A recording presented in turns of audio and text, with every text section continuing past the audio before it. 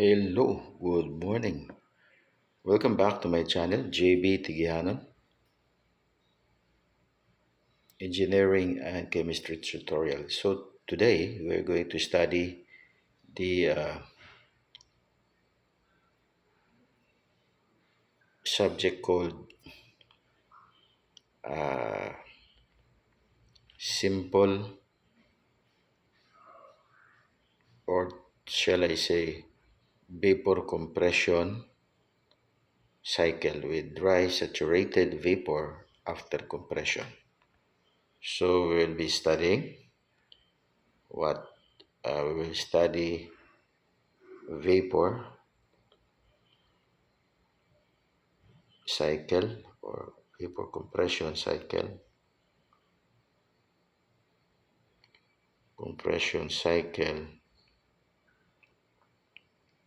co-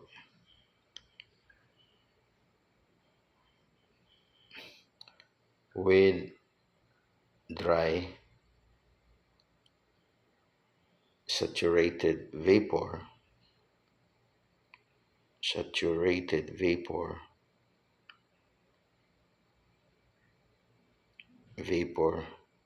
sorry, not before but vapor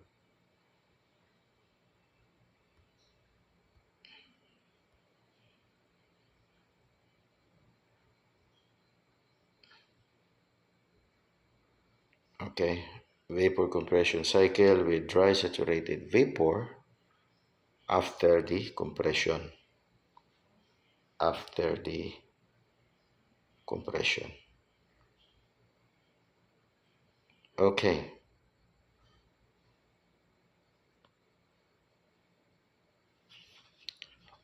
so this is what we're going to study today. So I'm going to go to the next slide so that we can draw the diagram now. Okay, so the diagram is here.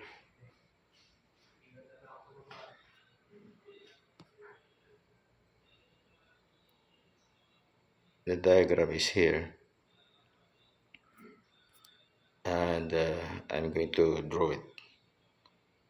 So it's gonna be like this. Okay, you have your PH diagram, not PV. Okay, and it's gonna be like this. Okay, and then I change the color. So at point 1, supposed to be we have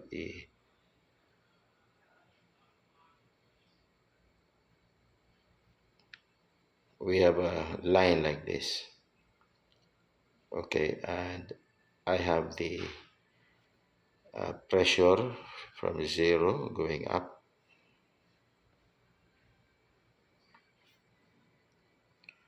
My enthalpy is from 0 going to the right. This is my enthalpy. This is my pressure.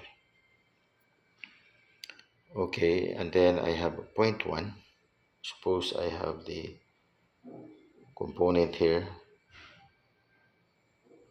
This is my evaporator.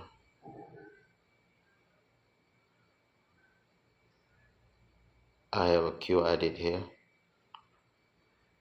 QA added, or heat added at the evaporator. As my evaporator receives the Q, this is Q, heat added, the refrigerant inside will evaporate and go to the compressor, suction side of the compressor. Okay, and in my compressor I will have work added to it. The shaft uh, will turn, and eventually compressor will run. Okay, because this shaft here will rotate because of the work added to the compressor. Then here I have the condenser, CND. This is condenser unit, and in there I have to reject heat, QR. Then after rejecting, the gas will become liquid again at a high pressure. Then I will have my expansion valve, EV.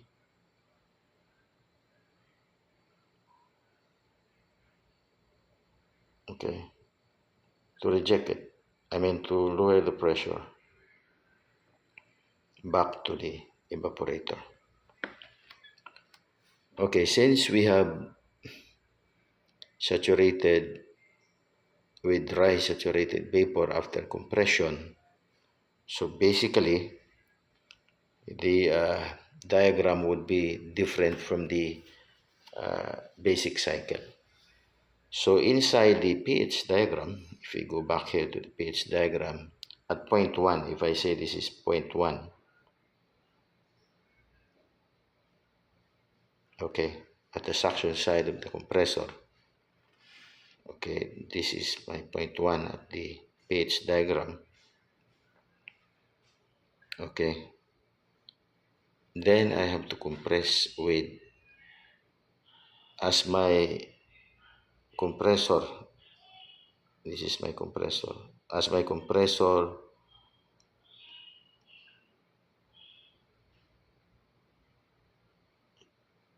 perform works, then I have to compress from 1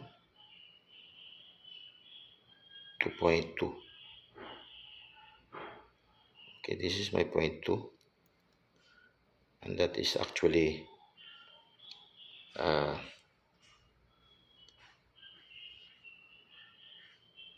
constant entropy compression.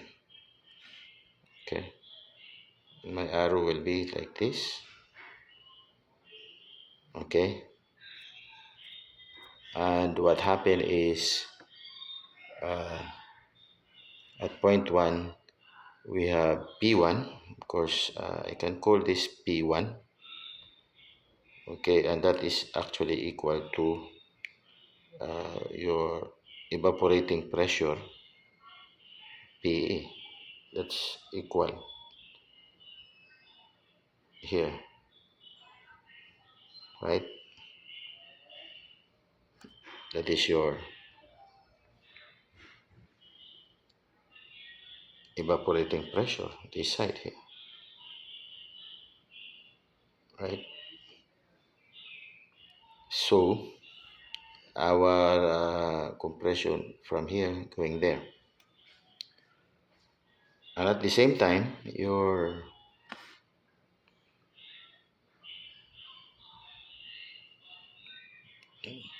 you have your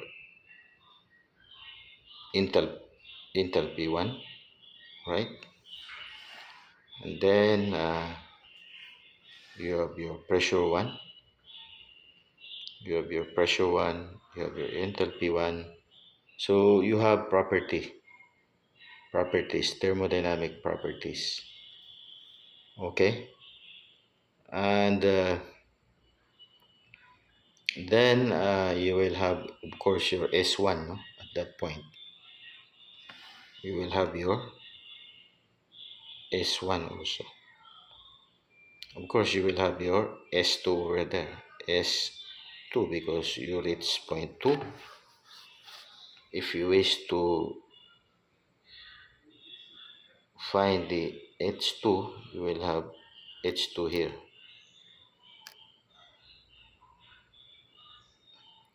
right?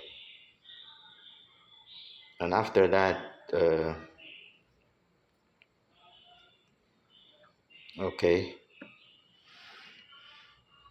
you will have another what you call that, this is the compression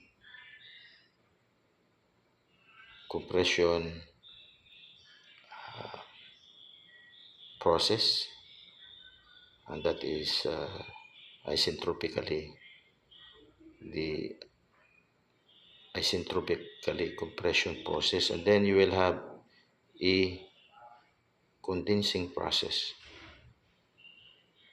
Okay, from 2 you will have the condensing process.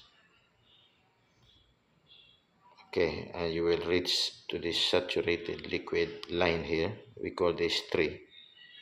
And by the way, this is saturated vapor line, right? So after that, your refrigerant will expand from 3 to 0.4.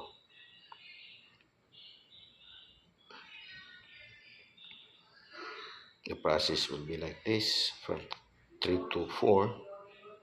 That is expansion, right? You will expand from this point. This is your 4 here. Yeah, this is your 2, this is your 3. This is your 1. Okay? We call this cycle. Okay, from 1 to 2, you will have your compression. From 2 to 3, you will have your condensation. From 3 to 4, you will have your expansion.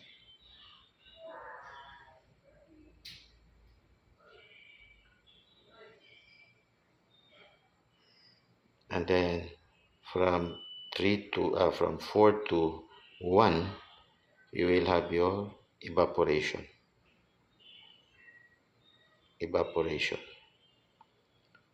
Or shall I say evap?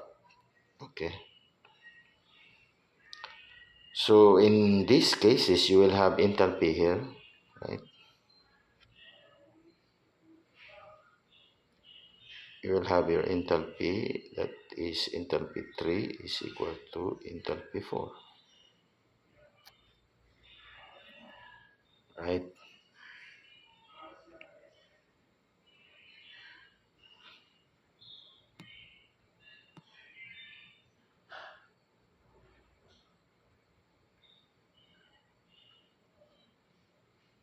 Okay. And in fact, you have also enthalpy is this point here. Strictly speaking, along this, you have an enthalpy. And this is actually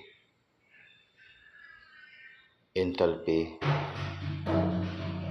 of liquid at 1, pressure 1. Right? And what is this pressure here? And that pressure is, of course, P3 is equal to P2, and that is actually equal to condensing pressure.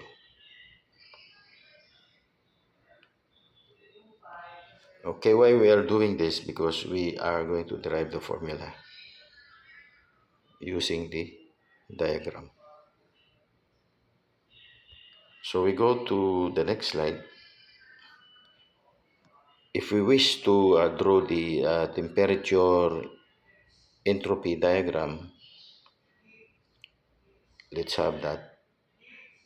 Okay, and it's gonna be like this, no? Temperature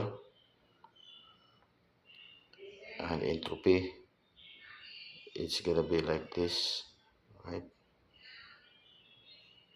Yeah, something like that, or close to that. Let me try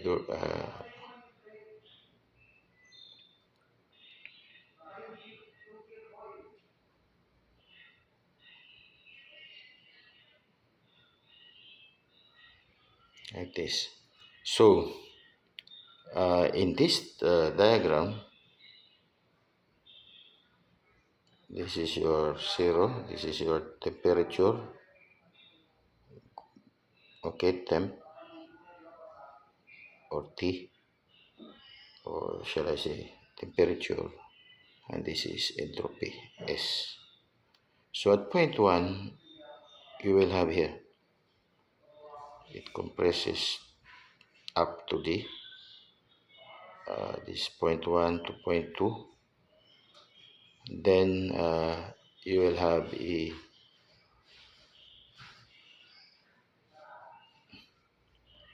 this is compression, and then this is your condensation. This is your point 3, and then you will go down with constant enthalpy expansion. It's like this to this point here. Okay, and this is actually temperature line. Okay, and this is your point 4. So you have here evaporation. This is your expansion.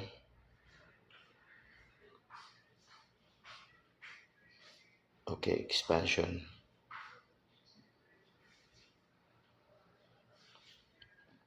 Okay, so you will have properties such as, of course, your S1 is equal to S2, that is entropy, and then your T4 is equal to T1. In the same manner, your T2 is equal to T3, right? Just to emphasize, is their line. This is temperature line. Okay, this is the cycle, compression, condensation, expansion, and then I'm going to change the color, evaporation. In the temperature entropy diagram. Okay,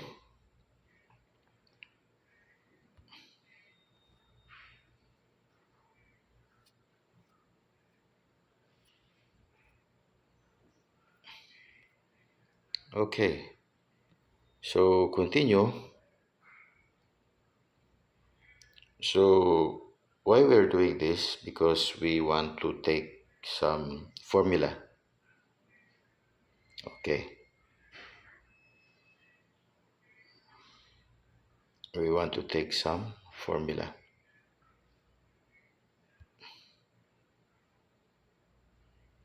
So I'm going to end the slide. I'm going to keep it. So I'm keeping it actually. So going back there. So what do we have here? So as we can see, we can derive now the formula. So what we have in the evaporator, I'm going to highlight it here. In here, yeah, in this side here, this guy here is what we call RE, or refrigerating effect. Okay, refrigerating effect. So that is RE, and that is actually equal to H1, okay, minus H4. Okay, and then your H4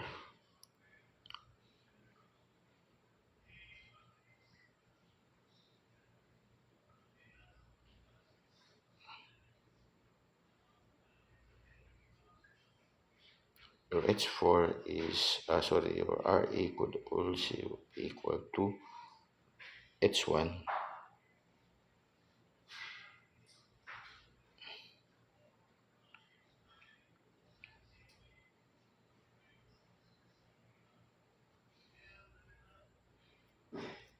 wait.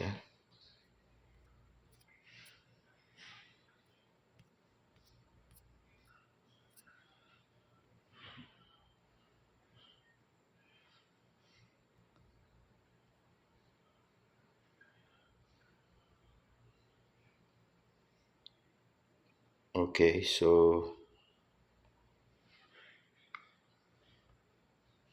where are we? Sorry. H1 minus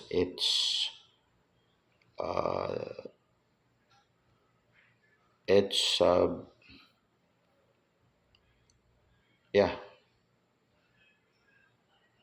where?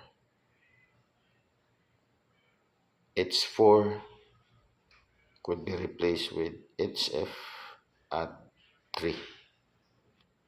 So this is refrigerating effect. Okay, this guy here, that guy. Okay, this guy. So from 4, oh, sorry, from 4, it's 4. If you project it from here, okay, the difference between H1 and H4 is what we call refrigerating effect.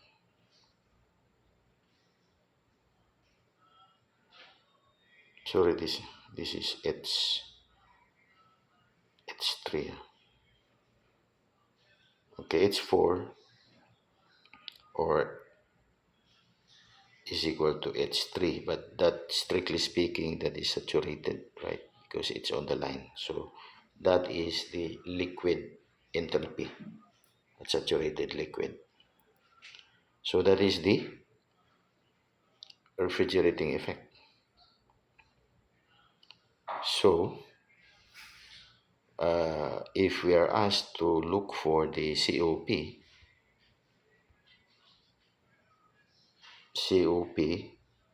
is actually equal to refrigerating effect, RE, over work of the compressor. Okay, and we can express it in terms of enthalpy. H1 minus H4 over the work of the compressor is equal to H2 minus H1. Or furthermore, it can be expressed as H1 minus HF3 over H2 minus H1. That's the formula of COP. Okay, that's all for today. I hope you learned something as a review. See you next time. Please subscribe to my channel, JBTeguihanon Engineering and Chemistry Tutorial. Bye for now. God bless.